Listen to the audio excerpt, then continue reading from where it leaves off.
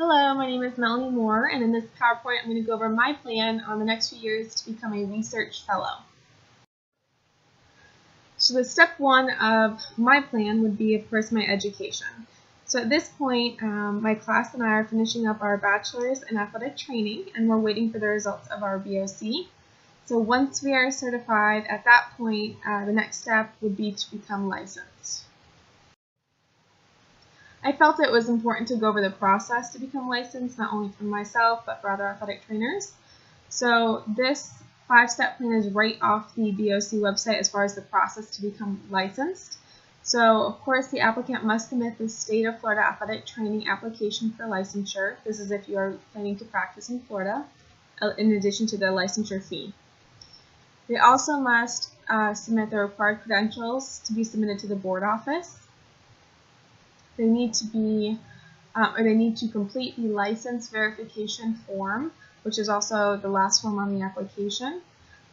This is pretty much only if you've held a license in another state, U.S. territory, or country.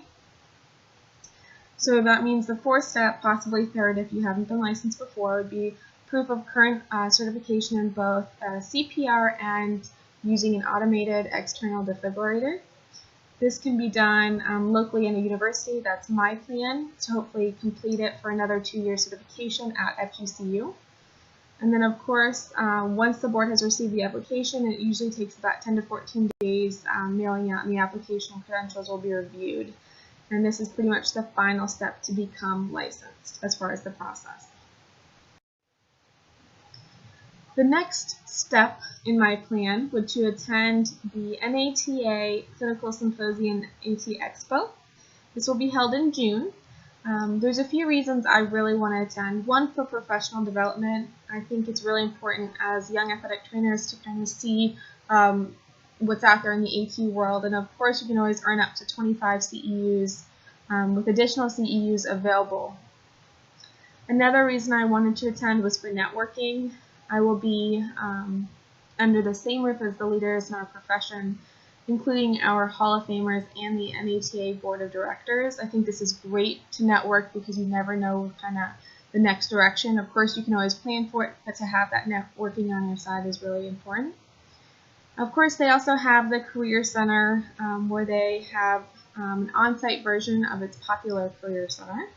And it has the AT Expo, which is a trade show and the world's premier exhibition in sports medicine. The biggest reason I want to attend the NATA Clinical Symposium is because I have been selected to publish my abstract, which I'm very honored to be published. So I'd be presenting my poster there. Okay, so the next big step, and as far as becoming a research fellow, is to gain professional and clinical experience in a rehabilitation related area. So being in the Fort Myers area, finishing up my degree at FGCU, I do want to work at a local orthopedic clinic. I looked up some locations locally, and one of them was the Orthopedic Specialist of Southwest Florida.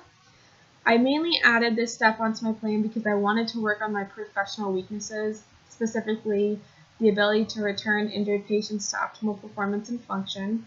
And I also wanted to work on assessing the status of patients with post-operative, acute, and chronic musculoskeletal injuries in order to identify functional limitation.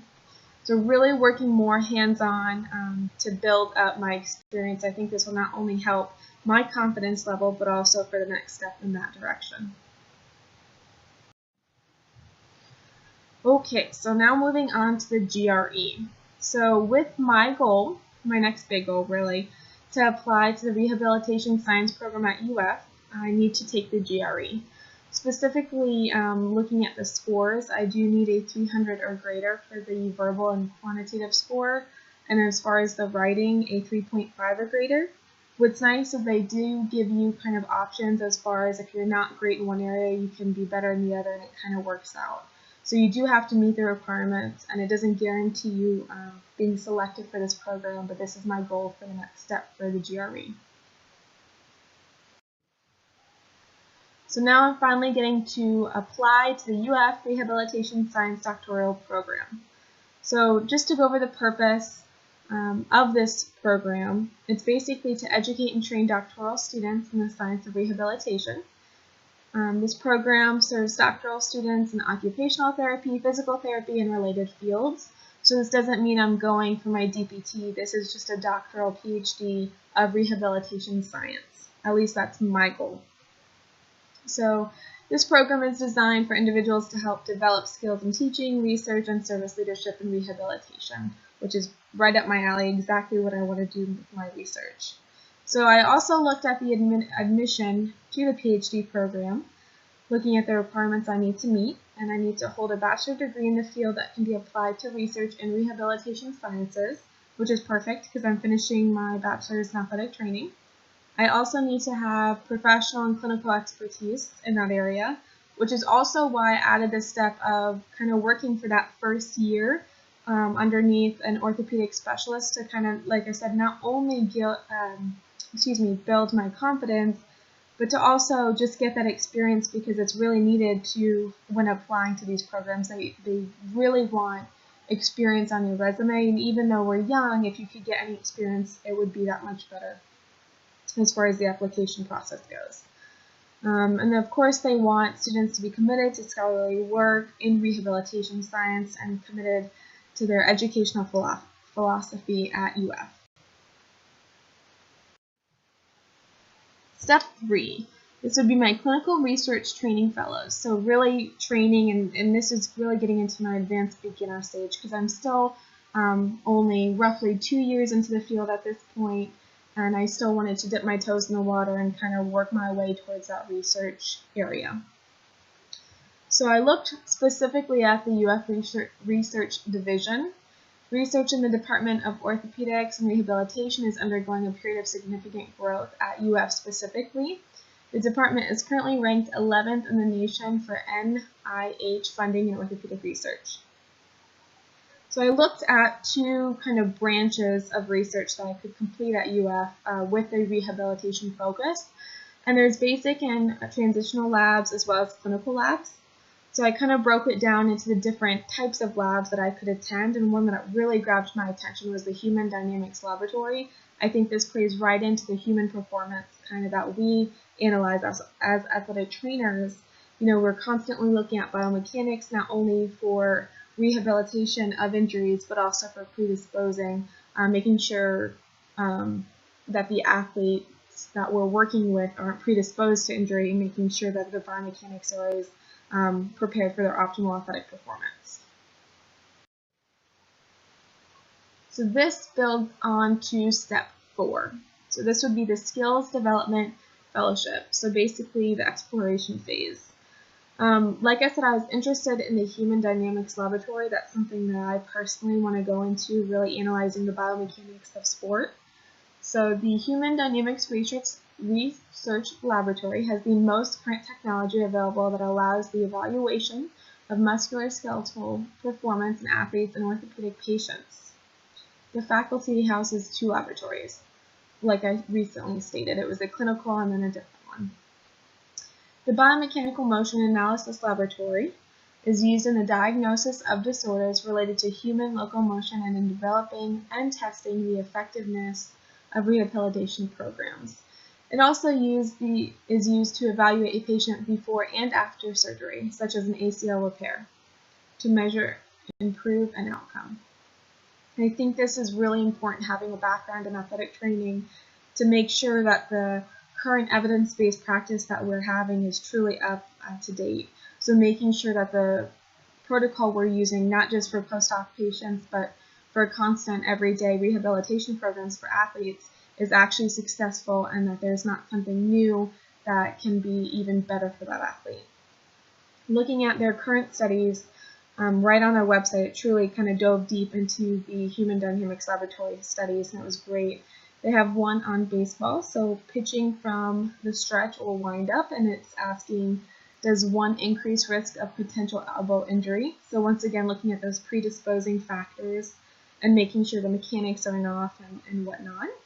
The other one, or another study that's interested in, is the biomechanics of lacrosse motions and lower body injury risk.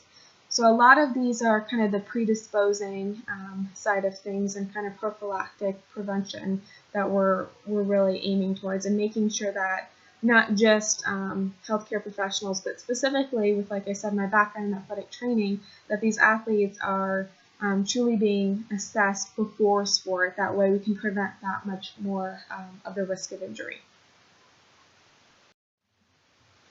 So now moving on to my fifth step. So this would be Clinical Scientist Fellowship, new investigator research grants, and pretty much my progression to independence.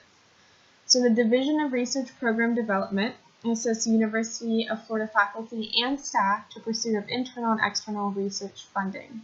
The division identifies and publishes a list of funding opportunities where the UF community coordinates selection of UF nominees to limit submission programs, facilitates industry partnerships, and coordinates the annual Research Opportunity Seed Fund program.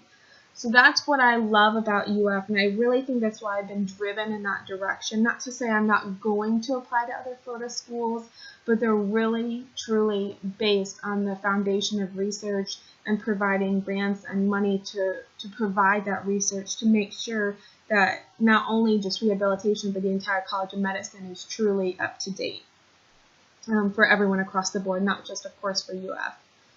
So the division assists in planning and coordinating large interdisciplinary research initiatives, including facilitating the preparation of grants involving multiple schools, colleges, divisions, and institutions to support new research programs at UF.